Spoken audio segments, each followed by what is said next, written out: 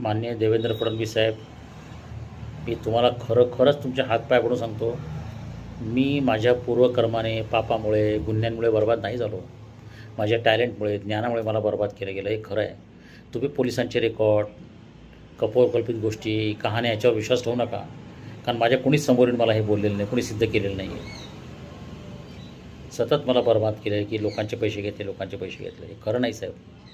मी लोकांना खूप मदत केली आहे, खूप पैसे केले, खूप त्याग केला.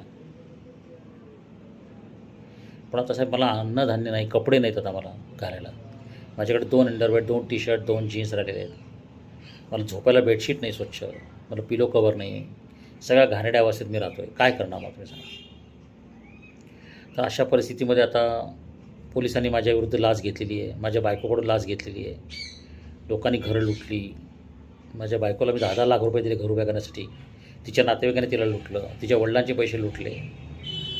तर आता काय करणार साहेब मग तुम्ही सांगा.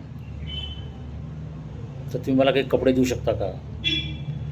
किंवा मी जर एखाद्या हॉटेलमधून किंवा कुठून काय अन्न मागवलं आणि ज्यांच्याकडून पैसे द्यायचे त्यांचे एक नंबर दिले मी समजा, किंवा झोमॅटो, स्विगी, इन्स्टामार्ट यांना पूर्वी खूप बिझनेस दिला आहे आणि हे खूप लोकांना लुटतात, बोगस बिलं लावतात. तर ह्यांच्याकडून मी अन्न मागवलं किंवा काय एखादं रेस्टॉरंट बिल मागवलं आणि त्यांना सांगितलं की तुम्ही या पोलिसांकडून घ्या ज्यांनी लाच घेतली आहे, किंवा ज्या लोकांनी माझे पैसे दिले नाही त्यांच्याकडून घ्या, किंवा ज्या शेजाऱ्याने हल्ले केले, गुन्हे केले त्यांच्याकडून घ्या.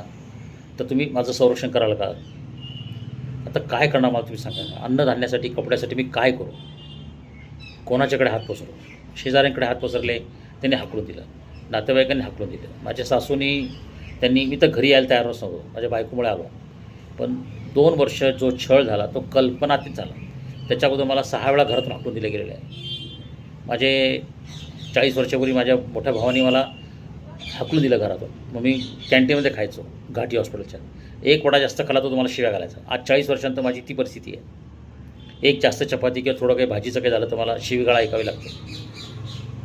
म्हणजे ही स्थिती झाली माझ्या लाईफची. आता ह्याचं माझं पूर्वकर्म पाप असेल मला माहीत नाही साहेब. आता हे कोण सांगणार ना. सगळ्या समाजाने मला पापी गुन्हेगारच ठरवलं आहे आणि मी मान्यच केलं की मी जन्मजात गुन्हेगार आहे. पण साहेब गुन्हेगारांची जागा तर जेलमध्ये असते. मग जेलमध्ये 2 वेळचं अन्न तरी मिळतं. मग मला जेलमध्ये तरी टाका किंवा मला गुन्हे तरी करू द्या. अन्नासाठी तर गुन्हे करतात ना लोक साहेब, पोटापाण्यासाठी.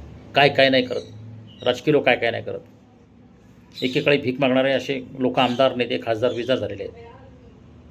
आता काय सांगणार तुम्हाला कोणाकोणा. साहेब मी काय करू सांगा तुम्ही. मी लोकांचे फोन नंबर जाहीर करू का की बाबा यांच्याकडून मला पैसे यायचे त्यांच्याकडून तुम्ही घ्या. म्हणजे मी हॉटेलमध्ये जाऊन अन्न खाईन, त्यांनी काय सांगितलं तुम्ही नंबर देईन लोकांचे.